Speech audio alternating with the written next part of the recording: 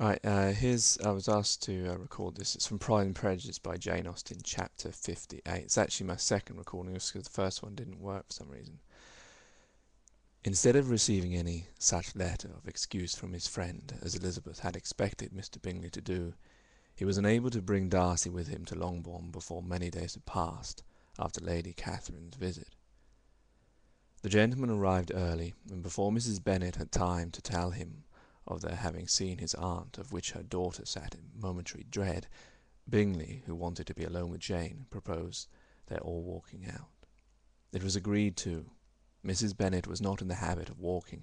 Mary could never spare time, but the remaining five set off together. Bingley and Jane, however, soon allowed the others to outstrip them. They lagged behind, while Elizabeth, Kitty, and Darcy were to entertain each other. Very little was said by either. Kitty was much too afraid of him to talk. Elizabeth was secretly forming a desperate resolution, and perhaps he might be doing the same. They walked towards the Lucases, because Kitty wished to call upon Maria, and as Elizabeth saw no occasion for making it a general concern when Kitty left them, she went boldly on with him alone.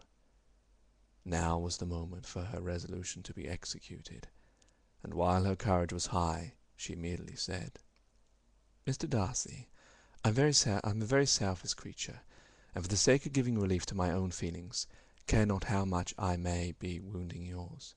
I can no longer help thanking you for your unexampled kindness to my poor sister. Ever since I have known it, I have been most anxious to acknowledge to you how grateful I feel it.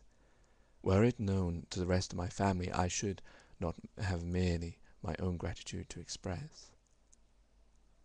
"I am sorry, exceedingly sorry," replied Darcy in a tone of surprise and emotion, "that you have ever been informed of what may, in a mistaken light, have given you uneasiness. I did not think Mrs. Gardiner was so little to be trusted." "You must not blame my aunt. Lydia's thoughtfulness felt betrayed to me that you had been concerned in the matter, and of course I could not rest till I knew the particulars.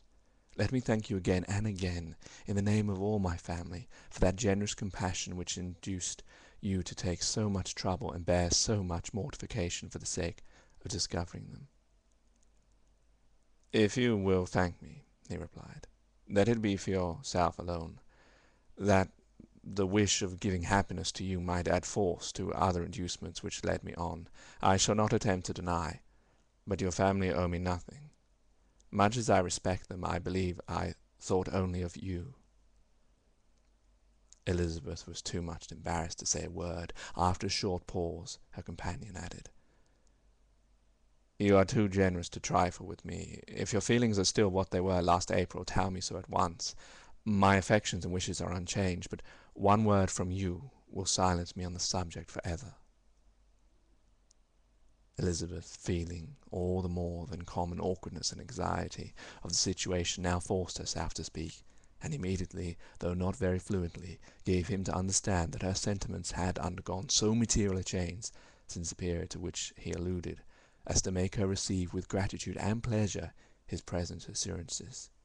The happiness which they reply produced was such as he had probably never felt before, and expressed himself on the occasion as sensibly and as warmly as a man violently in love can be supposed to do.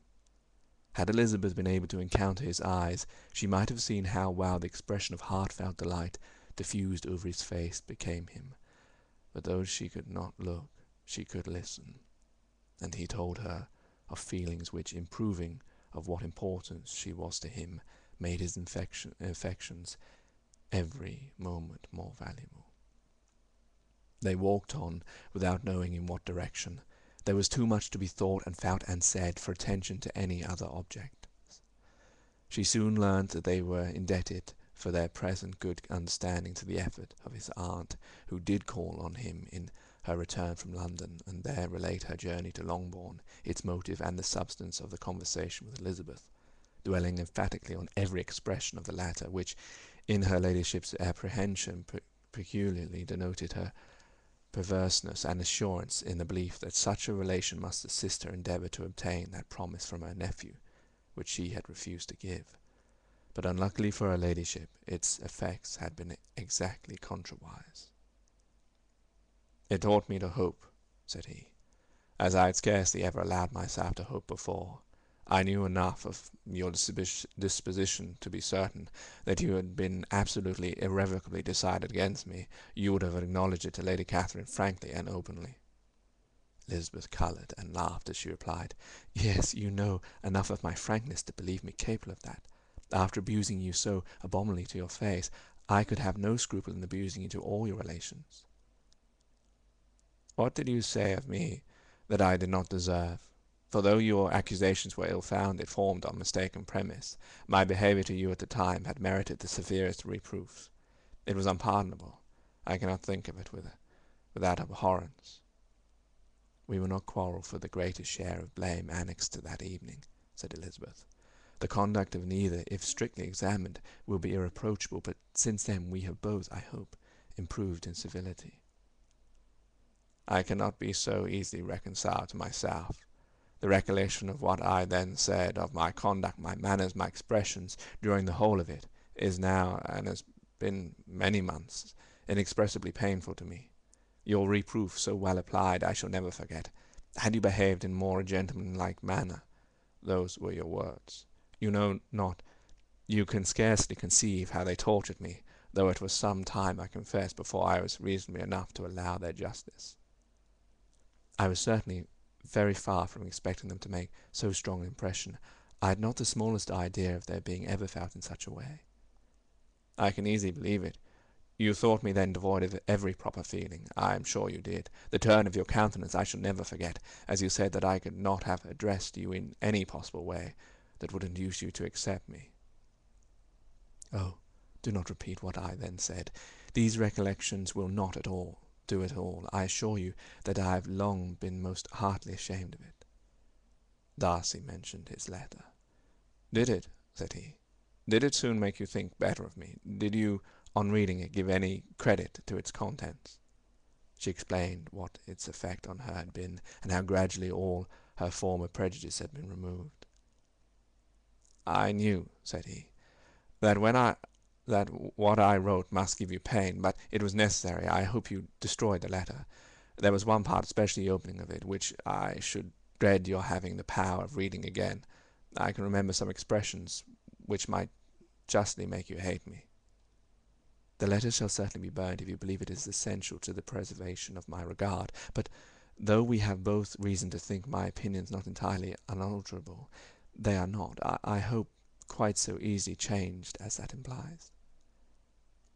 "When I wrote that letter," replied Darcy, "I believed myself perfectly calm and cool, but I am since convinced that it was written in a dreadful bitterness of spirit." "The letter perhaps began in bitterness, but it did not end so. The due is charity itself, but think no more of the letter. The feelings of the person who wrote and the person who received it are now so widely different from what they were then, that every unpleasant circumstance attending it ought to be forgotten. You must learn some of my philosophy. Think only of the past, as its remembrance gives you pleasure." "I cannot give you credit for any philosophy of that kind. Your retrospective must be so totally void of reproach that the contentment arising from them is not of philosophy, but what is much better, of ignorance. But with me it's not so. Painful recollection will intrude which cannot, which ought not, to be repelled.